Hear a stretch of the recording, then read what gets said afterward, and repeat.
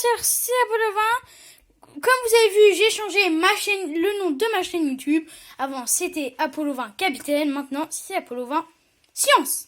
Donc, les amis, aujourd'hui, nous allons accueillir mon copain Science.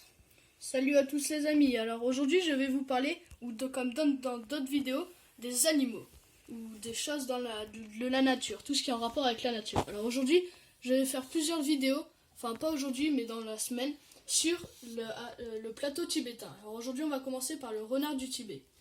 Alors le renard du Tibet ou renard des sables du Tibet, on le trouve sur le plateau tibétain. Alors chaque vidéo, ça sera en plusieurs étapes. Description, habitat, alimentation, reproduction, comportement et menaces et conservation. Alors on va commencer par description. Le renard du Tibet mesure en moyenne entre 57 et 70 cm de long.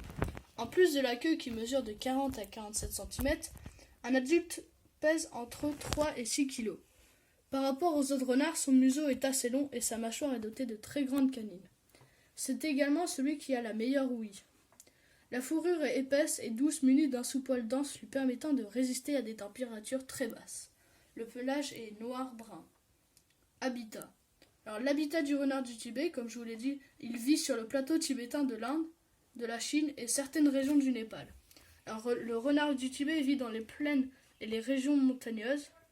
Il semble préférer les zones rocheuses ou les broussailleuses à hautes altitudes.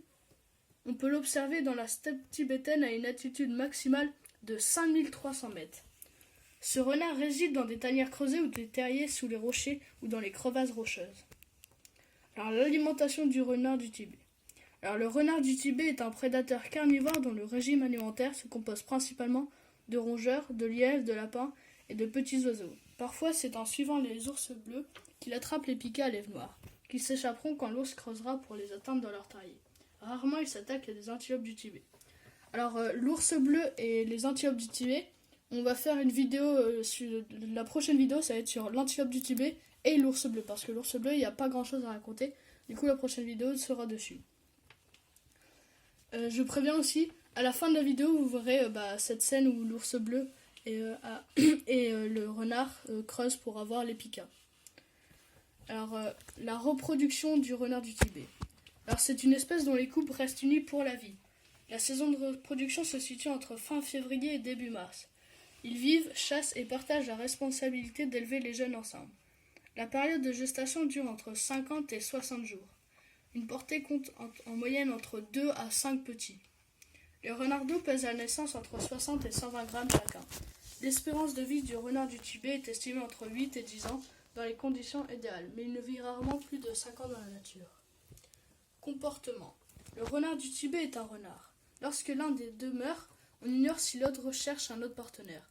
Ce renard n'est pas trop territorial, ça veut dire qu'il n'a pas de territoire, et il s'en fout si des gens viennent sur son territoire et tout. Car on croise souvent d'autres animaux de la même espèce vivant tout près des autres tanières et partageant même leur terrain de chasse. Menaces et conservation.